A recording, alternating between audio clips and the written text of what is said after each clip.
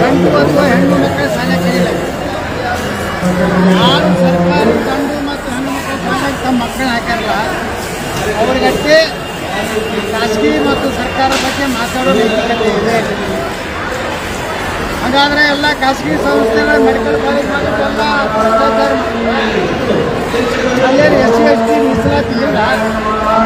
ಸರ್ಕಾರ ನಿಗದಿಪಡಿಸಿದಷ್ಟೇ ಡೊನೇಷನ್ ತಗೋಬೇಕು. ಆ ಸಂಸ್ಥೆ ಬೆಳೆಸಿರ್ತಾರೆ, ಒಳ್ಳೆ ಸ್ಟಾಫೇ ಇಟ್ಟಿರ್ತಾರೆ. ಈಗ ಸರ್ಕಾರ ಬಲ್ಲಿ ನಮ್ಮ ದುಡ್ಡಿಲ್ಲ, ನಾವು ಪ್ರೈವೇಟ್ ಮತ್ತು ಪಬ್ಲಿಕ್ ಒಂದು ಇದರಿಂದ ನಾವು PPP ಮಾಡಲ್ನಲ್ಲಿ ಮಾಡ್ತೀನಿ ಅಂದರೆ ಇದೇ ಶಿವಾನಂದ ಪಾಟೀಲ್ ಆರೋಗ್ಯ ಮಂತ್ರಿ ಅವಾಗ ಯಾಕೆ ಮಾಡಲಿಲ್ಲ ಸರ್ಕಾರಿ ಮೆಡಿಕಲ್ ಕಾಲೇಜು? ಅದೇ ಅವಾಗ ನಾ ಪ್ರಯತ್ನ ಪಟ್ಟೆ, ಬಟ್ ಸಹಕಾರ ಇಲ್ಲ. ಶಾಸಕರು ನಾವು ಸಹಕಾರ ಕೊಡ್ಲಿಕ್ಕೇನಿಲ್ಲ. ಶಿವಾನಂದ ಪಾಟೀಲ್ ಯಾರಿಗೆ ಸಹಕಾರ ಕೊಟ್ಟ? ಬಿಜಾಪುರದಲ್ಲಿ ಯಾರಿಗೂ ಕೊಟ್ಟಿಲ್ಲ. ಬರೇ ಲೂಟಿ ಮಾಡೋದ್ಬಿಟ್ರೆ ಬಿಜಾಪುರ ಆಸ್ತಿ ಮಾಡೋದ್ಬಿಟ್ರೆ ಅವ ಏನು ಬಂದಾಗ ಸಾರ್ವಜನಿಕವಾಗಿ ಶಿವಾನಂದ ಪಾಟೀಲ್ ಕೊಟ್ಟಿದೆ ನೀವು ಕೇಳಬೇಕು. ನಿಮ್ದು ಏನು ಕಾಂಟ್ರಿಬ್ಯೂಷನ್? ಬರೀ ಡಿಸೀಸ್ ಬ್ಯಾಂಕ್ ಅಲ್ಲೆಲ್ಲ ಸಬ್ಸಿಡಿ ಬರ್ತೈತಿ, ಕನ್ಸೆಷನ್ ಬರ್ತೈತಿ, ಕಣ್ಣಿ ಹೊಡ್ಕೋತದ. ನನಗೆ ಮಾತಾಡೋದು ನೈತಿಕತೆ ಇಲ್ಲ. ನನ್ನ ಮಗನ ಕಡೆಯಿಂದ ನನಗೆ ಯತ್ನಾಳರ ಕೊಡುಗೆ ಇರೋದು. ನಾಳೆ ನನ್ನ ಮಗನೂ ಬಿಟ್ಟಿದ್ದೆ ಅಂದ್ರೆ ನನ್ನ ಮಗನೂ ಅಷ್ಟೇ ಚೂರೋದಂತ ಅಂತ ಹಲ್ಕೆ ರಾಜಕಾರಣ ಮಾಡೋದು. ಶಿವಾನಂದ ಪಾಟೀಲ್ ಆರೋಗ್ಯ ಮತ್ತು ಕುಟುಂಬ ಕಲ್ಯಾಣ ಮಂತ್ರಿದಾಗ ಯಾಕೆ ಮಾಡಲಿಲ್ಲ? ಸರ್ಕಾರಿ ಯಾಕೆ ಮಾಡಲಿಲ್ಲ? ಹೆಲ್ತ್ ಮಿನಿಸ್ಟ್ರು ಈಗ ಯಾಕೆ ಅದನ್ನು ರಾಜ ತೆಗೆದ? ಬಿಜಾಪುರ ಇವತ್ತು ವಿಜಯಪುರ ನಗರ ಭಾರತದಲ್ಲಿ 3ನೇ ಒಳ್ಳೆಯ ಗಾಳಿರುವ ನಗರ. ಇಡೀ ಕರ್ನಾಟಕದ ಯಾವುದೇ ಭಾಗದಲ್ಲಿ ಬಿಜಾಪುರ ಬಂದರೆ 10 ವರ್ಷದ ಹಿಂದಿನ ಬಿಜಾಪುರ ಬದಲಾವಣೆ ಆಗಿದೆ. ಇಲ್ಲಿ ಸಾಕಷ್ಟು ಬೆಲೆಗಳು ಮತ್ತು ಕೂಲಿ ಬೆಲೆ ಹೆಚ್ಚಾಗಿದೆ. ಇಲ್ಲಿ ಸರ್ಕಾರಿ ಇರಲಿ ಪ್ರೈವೇಟ್ ಇರಲಿ, ಒಂದು ಮೆಡಿಕಲ್ ಕಾಲೇಜ್ ಬಂದರೆ ಸಾವಿರಾರು ಇಲ್ಲಿ ನಿರುದ್ಯೋಗ ನೌಕರಿ ಸಿಗುತ್ತೆ. ನೀವು ಮಾಡಿ ನಿಮ್ಮ ದಮ್ಮಿದೆಯಾ ಶಿವಾನಂದ ಪಾಟೀಲ್? ಏನು ಬ್ಯಾನ್ ಹಾಕೋದಂತ ಜೈಲಾಗಳ ಕಡೆಯಿಂದ ಸ್ಟೇಟ್ಮೆಂಟ್ ಕೊಡ್ತಾರೆ. ವಿರೋಧ ಕಾರಣ ಬಿಜಾಪುರ ಡೆವಲಪ್ಮೆಂಟ್ ಆಗ್ತದೆ, ಇನ್ನೊಂದು ಮೆಡಿಕಲ್ ಕಾಲೇಜ್ ಆಗ್ತದೆ. ಇಲ್ಲಿ ಸಾವಿರಾರು ನಮ್ಮ ಅದರಿಂದ ಬಿಜಾಪುರದ ಆರ್ಥಿಕ ಸ್ಥಿತಿ ಇದು ಮತ್ತೆ ಯತ್ನಾಳಿಗೆ ಕ್ರೆಡಿಟ್ ಹೋಗ್ತದೆ. ನನಗೆ ಈ PPP ಮಾಡಲ್ಲ ನಾ ತಗೋಬೇಕು ಅನ್ನೋ ಹುಚ್ಚೇನಿಲ್ಲ. ಆ ಪ್ರೈವೇಟ್ ಮತ್ತು ಮೆಡಿಕಲ್ ಕಾಲೇಜ್ ಏನು ಯಾವುದು PPP ಮಾಡಲ್ ಬೇಡ, ಏನು ಬೇಡ. ನಮ್ಮ ತಾಕತ್ತೈತಿ ನಾವು ಮಾಡ್ತೇವೆ. ಆದರೆ ಇವತ್ತೇನು ಅದಕ್ಕೆ ವಿರೋಧ. ನೀವು ನಿಮ್ಮ ಮಕ್ಕಳನ್ನ BM ಪಾಟೀಲ್ ಗೌರ್ಮೆಂಟ್ ಸ್ಕೂಲಾಗಿ ಇಟ್ಟಿದ್ದಾರೆ, ಎಫರ್ಟ್ ಹಿಲ್ಸ್ದಾಗ ಇಟ್ಟಿದ್ದಾರೆ, ಕನ್ನಡ ಶಾಲೆಯಾಗ ನಿಮ್ಮ ಮಕ್ಕಳು ನೀವು ಅದನ್ನ ಇಬ್ಬರೇ ನೀವು ಪ್ರತಿಕ್ರಿಯೆ ಕೊಡಿ. ನಿಮ್ಮ ಮಕ್ಕಳೆಲ್ಲ ಖಾಸಗಿ ಶಾಲೆಗೆ ಕಲಿತಾರೆ, CBSE ಕಲಿತಾರೆ. ನೀವು ಪತ್ರ ಹೇಳಕತ್ತೀರಿ ಸರ್ಕಾರದ ಮೆಡಿಕಲ್ ಕಾಲೇಜ್ ಸರ್ಕಾರ ನೌಕರಿ ಇದೆ, ಆದರೆ ಖಾಸಗಿ ಶಿಕ್ಷಣ ಕಲಿತೀವಿ. ಯಾಕಂದ್ರೆ ನೀವು ಸರ್ಕಾರ PPP ಮಾಡೋದಂತ ಒಂದು ಗೈಡ್ಲೈನ್ಸ್ ಇರ್ತದೆ. ಬಡ ಮಕ್ಕಳಿಗೆ ಅನಾನುಕೂಲ ಆಗಲ್ಲ. ಈಗೇನು ಅನಾನುಕೂಲ ಆಗ್ತದೆ? ಬಡ ಮಕ್ಕಳಿಗೆ ಈಗ ಫೀಸ್ ತುಂಬಲಿಕ್ಕೆ ನಾಳೆ ಖಾಸಗೀಕರಣ ಆಯ್ತು ಅಂತಂದ್ರೆ ಉಳಿದಕ್ಕೆಲ್ಲನೂ ಅವರು ದುಡ್ಡು ತಗೊಳ್ತಾರೆ, ಪೇಮೆಂಟ್ ಮಾಡ್ತಾರೆ. ಫೀಸ್ ಅಂತೇಳಿ ಎಕ್ಸ್ಟ್ರಾ ಫೀಸ್ ತಗೊಂಡ್ರೆ ನಾಳೆ ತೊಂದರೆ ಆಗುತ್ತೆ. ಯಾರಾದರೂ ತಗೋರಿ ಸರ್ಕಾರಿ ಸ್ಕೂಲ್ನಾಗ ಮೆಡಿಕಲ್ ಕಾಲೇಜ್ನ ಪುಕ್ಕಟ್ಟು ಹೆಂಗೆ ಇರೋದಿಲ್ಲ, ಅಲ್ಲೂ ಫೀಸ್ ಕೊಟ್ಟೇಬೇಕು. ಮೆರಿಟ್ ಇದ್ದವ್ರಿಗೆ ಎಲ್ಲಾದ್ರೂ ಮೆರಿಟಾಗಿ ಸಿಕ್ಕೇ ಸಿಗ್ತದೆ. ಯಾರು ಸರಿಯಾಗಿ ಪರ್ಸೆಂಟೇಜ್ ಮಾಡೋದಿಲ್ಲ ಅವ್ರು ಡೊನೇಷನ್ ಕೊಟ್ಟು ಹೋಗ್ತಾರೆ. ಬಡವರಿಗೇನು ಕೊಡ್ತಿಲ್ಲ. SC/ST ಮೀಸಲಾತಿ ಅವ್ರಿಗೇನು ತೊಂದರೆ ಆಗೋದಿಲ್ಲ, ಮೆರಿಟ್ ಇದ್ದವ್ರಿಗೆ ತೊಂದರೆ ಆಗೋದಿಲ್ಲ. ಮೆರಿಟ್ ಇದ್ದವ್ರಿಗೆ ಸರ್ಕಾರಿ ನಿಗದಿಪಡಿಸಿದ ಹಣ ಅಷ್ಟೇ ತೊಗೋಬೇಕು. ಹುಡುಗಿ ತೊಗೊಂಡ್ರೆ ಆ ಮಾನ್ಯತೆ ರದ್ದಾಗ್ತದೆ.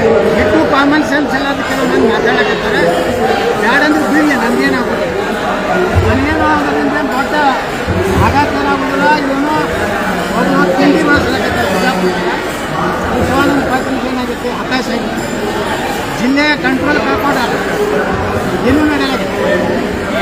ಅದಕ್ಕೆ ಇಂಥವೆಲ್ಲ ರಾಗ ಪ್ರಲಾಪಗಳನ್ನು ಮಾಡ್ತಾರೆ. ಸರ್, ಮೊನ್ನೆ ಒಂದು ರೇಟ್ ಮಾಡಿದೆ ಸರ್, 21 ದಿನಗಳ ಆಚರಣೆ ಮಾಡ್ತಾರೆ.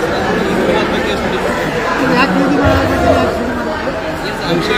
ಹಿಂದೂಗಳು ಯಾಕೆ ನಾವು ಹೋಗ್ಬೇಕು, ಈಗ ಮಲ್ಲವಾದ ಯಾಕೆ ಆಚರಣೆ ಮಾಡ್ತಾರೆ?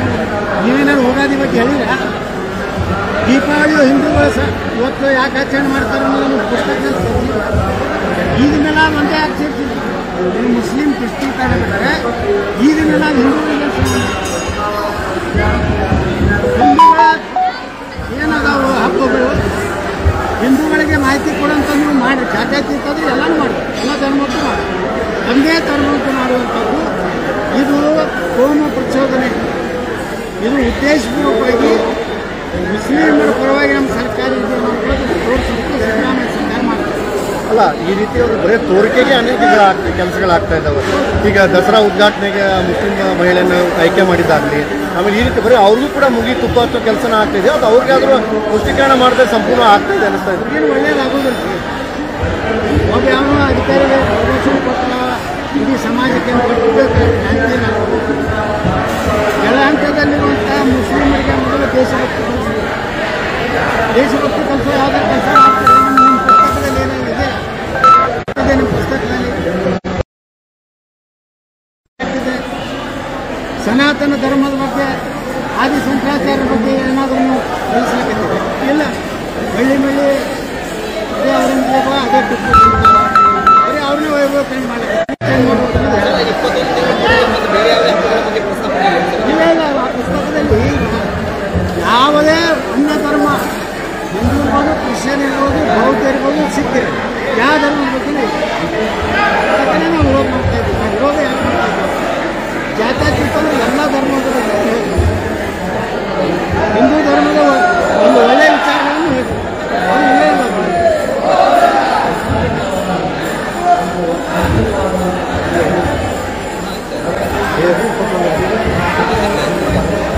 ಸರ್, ನಿನ್ನೆ ಧರ್ಮಸ್ಥಳ ಚಲೋಕ್ಕೆ ಪಾದಯಾತ್ರೆ ಕೂಡ ಮಾಡಿದ್ರು. ಎಲ್ಲರೂ ಕೂಡ ಒಂದು ಧರ್ಮಸ್ಥಳಕ್ಕೆ ಹೋಗಿ ಭೇಟಿ ಕೊಟ್ಟು BJP ಎಲ್ಲರೂ ಕೂಡ ಒಂದು ಹೋರಾಟವನ್ನು ಕೂಡ ಮಾಡಿದ್ರು. ಇದ್ರ ಬೆನ್ನಲ್ಲೇ ಏನು ಅಂತಂದರೆ ಅನೇಕ ಅಂದರೆ ಧರ್ಮಸ್ಥಳದೇನು ಮಾಡೋದಿಲ್ಲ, ಅವ್ರೇನು ಅಧಿಕಾರಿಗಳಿದ್ರು ಅವ್ರಿಗೆ ಒಂದು ವಿರೋಧ ವ್ಯಕ್ತವಾಗಿದೆ ಅನ್ನೋ ಕೂಡ ಮಾಹಿತಿ ಇದೆ.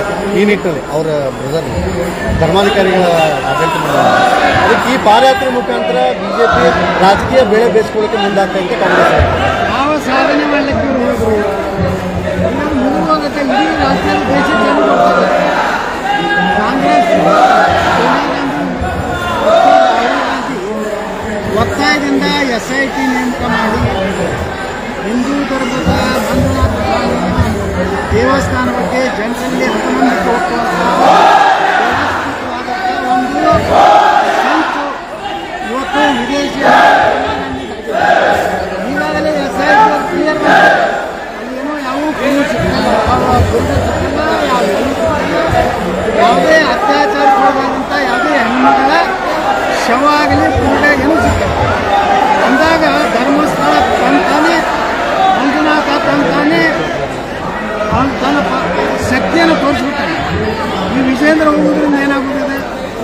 ಕರಾವಳಿ ಭಾಗದ ಶಾಸಕರಿಗೆ ಭಾಷಣ ಕೊಡೋದು, ಕರಾವಳಿ ಜನರಿಗೆ ಮಾತಾಡಿ ಕೊಡೋದು, ಎಲ್ಲ ಹಿಂದೂ ಪರವಾಗಿ ಗಟ್ಟಿಯಾಗಿ ಮಾತಾಡುವಂಥವನ್ನು ಸ್ಟೇಜ್ ಮೇಲೆ ಒಬ್ಬರು ಎಲ್ಲ ಪ್ರೋಪಾಳ ಯಾವೆಲ್ಲ ರಾತ್ರಿ DK ಶಿವಕುಮಾರ್ ಮನೆಗೆ ಊಟ ಮಾಡಿ ಸಿದ್ದರಾಮಯ್ಯ ಮನೆಯಾಗ ಮುಂಜಾನೆ 6 ಹೋಗಿ ನಾಷ್ಟ ಮಾಡಿ ಕೊಡುವಂಥ BJP ನಾಯಕ ಮಾಡಿದಂಥ ಗೋಲ್ಡನ್ ಸಾರ್ ಬಂದು ಕೊಡೋದು ಅಂದಿಲ್ಲ.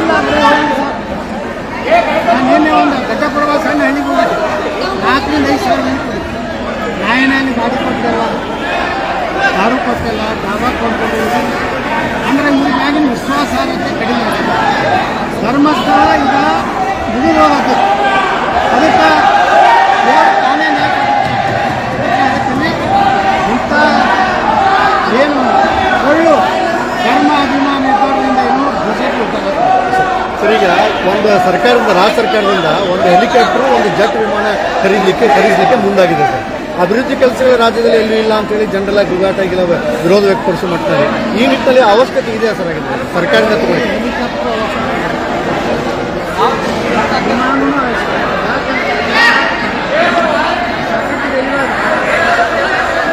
ರೈಲ್ವೆದಲ್ಲಿ ಮುಖ್ಯಮಂತ್ರಿ ಪ್ರಯಾಣ ಮಾಡೋದು ರಾತ್ರಿ ಅದ್ರ ಮನೆ ಸಾರ್ವಜನಿಕ ದುಡ್ಡು ಅದೇ ದುಡ್ಡು ಕೋಟ್ಯಾಂತರ ರೂಪಾಯಿ ಹಾಳು ಮಾಡಕ್ಕೆ ಅದೇ ಪಡುವ ಮನೆ ಕಟ್ಟಿಕೊಟ್ಟು ಲಕ್ಷಾಂತರ ಮನೆ ಆಗಿದೆ. ಒಂದು ಬೆಂಗಳೂರಿನಿಂದ ಬಿಜಾಪುರಕ್ಕೆ ಹೆಲಿಕಾಪ್ಟರ್ 25 ಲಕ್ಷ. ಈ ಬೆಂಗಳೂರಿಂದ ದಿಲ್ಲಿಗೆ ಹೋಗ್ತಾರೆ ಮುಖ್ಯಮಂತ್ರಿಗಳು ಕನಿಷ್ಠ 75 1 ಕೋಟಿ ರೂಪಾಯಿ ಯಾರು ಅಕೌಂಟ್ ಕೊಟ್ಟಿರ್ತಾರೆ. ಯಾರೇ ಮುಖ್ಯಮಂತ್ರಿ ಆದವರು ರಾಜ್ಯದ ಬಡವರಿಗೆ ಅದು ಉಪಯೋಗ ಮಾಡಿದ್ದಾರೆ. ಈಗಾಗಲೇ ಸಾಕಷ್ಟು ಮಾಹಿತಿ ಹಾಕೋದಕ್ಕೆ 100 ಕೋಟಿ ರೂಪಾಯಿ ಹೆಲಿಕಾಪ್ಟರ್ ಎಲ್ಲ ನಮ್ಮ ಸರ್ಕಾರ ಒಂದೇ ಭಾರತ ಟ್ರೈನ್ ಅದ ಬೇಕಾದಾಗ ಒಂದೇ ಭಾರತ ನೋಡಿ ಒಂದೇ ಭಾರತ ನಾನು ಬಂದೆ 6 ಗಂಟೆಗೆ ಬರ್ತಾನೆ ಬೆಂಗಳೂರು, 10 ಗಂಟೆಗೆ ಹುಬ್ಳಿಗೆ ಇರ್ತಾನೆ. ಏನಿರ್ತದೆ ಆರಾಮ್ ಬರ್ತೀವಿ. 4 ಸಲ ಬಿಟ್ಟು ಮುಖ್ಯಮಂತ್ರಿಗಳಿಗೆ ಏನಾಗೈತೆ ಇದು ಇತಿಹಾಸ ಆಗಿದೆ. ಶೋಕಿ ಧರ್ಮಸ್ಥಳ ಷಡ್ಯಂತ್ರದಲ್ಲಿ ಉಲ್ನಾಡ ಸಂಸ್ಥೆ ಉಲ್ನಾಡ ಸಂಸ್ಥೆ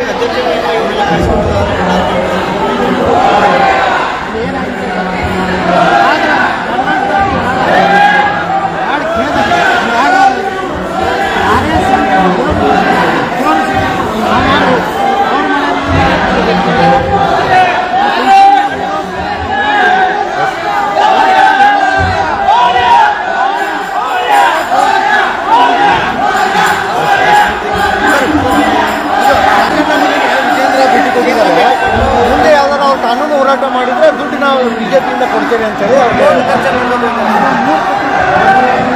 3 ವರ್ಷ ನಂತರ ಹೋಗ್ಲಾಗತ್ತೆ. ಅವಾಗ ಅಶೋಕನೇ ರಾಜ್ಯದ ಗೃಹ ಮಂತ್ರಿ ಸಿಬಿಐ ತನಿಖೆ ಕೂಡ ಇದೆ. ಅವಾಗ ಸಿಬಿಐ ತನಿಖೆ ಕೊಟ್ಟಿದೆ ಸರ್, ಆಗಿದೆ ಸರ್, ಸಿಬಿಐ ತನಿಖೆ ಕೂಡ ಆಗಿದೆ. ತನಿಖೆದಾಗ ಏನೋ ಅಂತಲ್ಲ ಸಾಕ್ಷಿಗಳು ಆರೋಪ ಮಾಡ್ತಾರಲ್ಲ ಅವ್ರು ಏನಾದರೂ ಇಲ್ಲ, ಅದಕ್ಕೆ ಅದು ಕ್ಲೋಸ್ ಆಗಿದೆ.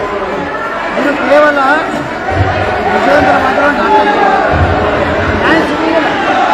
ನೋಡಿ ಕೆಳಗಿನ ಕೋರ್ಟ್ ಹಿಡಿದು ಹೈಕೋರ್ಟ್ ಕಡೆ ಎಲ್ಲ ಕಡೆಗೆ ಡಿಸ್ಕಸ್ ಆಗಿದೆ. ಈ ಕೇಸ್ ಯಾವುದೇ ಸಾಕ್ಷ್ಯಗಳು ಸಿಗಲ್ಲ. ಈಗ ಅವ್ರಿಗೆ ಏನು ನ್ಯಾಯ ಕೊಡೋರು ಮತ್ತೆ ಕೋರ್ಟ್ ಮೆಟ್ಲಿದ್ರೆ ನಾವು ಬಿಜೆಪಿಯಿಂದಲೇ ಸರ್ಕಾರದಿಂದ ಬಿಜೆಪಿಯಿಂದ ಎಲ್ಲ ಏನು ದುಡ್ಡು ಏನಿದೆ ಎಲ್ಲ ನಾವೇ ಲುಟಿ ಮಾಡೋದು.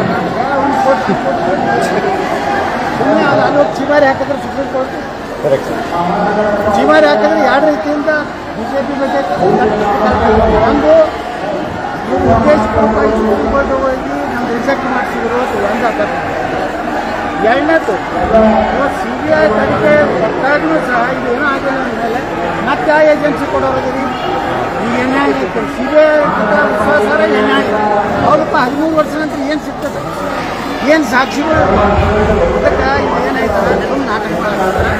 ಸೌಜನ್ಯ ಅನ್ನುವಂಥ ಒಂದು ಹೆಣ್ಣು ಮಗಳನ್ನು ಒಂದು ತಮ್ಮ ರಾಜಕೀಯ ತಾಳಕ್ಕೆ ಉಪಯೋಗ ಮಾಡ್ತಾರೆ. ಹಿಂದಕ್ಕೆ ಎಡಗೈ ಜನ ಉಪಯೋಗ ಮಾಡ್ತಾರೆ. ಈಗ ನಮ್ಮ ಮಹಾಮಹಿಮ ರಾಜ್ಯಾಧ್ಯಕ್ಷ ಈ ಸಿದ್ಧಿವಿನಾಯಕ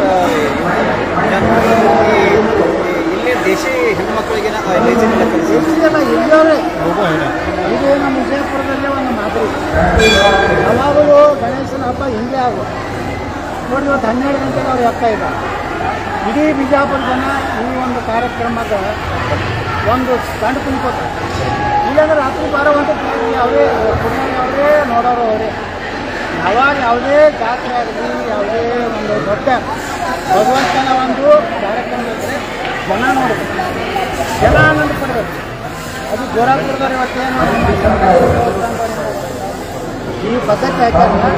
ನಾ ಎಲ್ಲ ವಿಜಯಪುರ ಗಣಪತಿಯ ಮಕ್ಕಳಿಗೆಲ್ಲ ವಿನಂತಿ ಮಾಡ್ಕೊತೀನಿ, ಮುಂದಿನ ವರ್ಷ ಆದ್ರೆ ನೀವು ಸಹ 12 ಗಂಟೆಗೆ ಮಧ್ಯಾಹ್ನ ಏನು ವಿಸರ್ಜನೆ ಕಾರ್ಯಕ್ರಮ ಪ್ರಾರಂಭ ಮಾಡಿ 7-8 ತನಕ ಜನ ಇರ್ತಾರೆ. ಅದ್ರಾಗ ಎಲ್ಲ ಮುಗಿಸಿ ಊಟ ಮಾಡಿ ಇದು ರಾತ್ರಿ 4-5 ಎಲ್ಲರಿಗೂ ತೊಂದರೆ. ಅಲ್ಲಿಂದ ಓಡಾಡೋರ್ಗೂ ತೊಂದರೆ. ಆ ಪದ್ಧತಿ ಇವತ್ತೇನು ನಾವು ಹಾಕ್ಯಾರ ಮುಂದಿನ ವರ್ಷ ಆದರೂ ಬಿಜಾಪುರದಲ್ಲಿ ಜಾರಿಯಾಗಬೇಕು. चांदनी फंक्शन हॉल का बड़ा धमाका ऑफर 15 साल पूरे होने की खुशी में 35% का डिस्काउंट। शादी, engagement, birthday party, anniversary, school gathering, राजनीतिक और सामाजिक फंक्शन जैसे और भी फंक्शंस के लिए चांदनी फंक्शन हॉल बेहतरीन क्वालिटी सर्विस और सुविधाओं के साथ अपने कामयाबी के 15 साल पूरे होने पर अब आपके लिए लाया है अपने किराए में धमाकेदार ऑफर, वह भी 35% डिस्काउंट और फ्री अट्रैक्टिव रूफ डेकोरेशन के साथ। तो देर किस बात की, आपके हर फंक्शंस के लिए संपर्क कीजिएगा इनका पता है Chandni function hall, doctor BR Ambedkar stadium के करीब, APMC रोड, बीजापुर, या स्क्रीन पर दिए गए नंबर्स पर कॉल करें।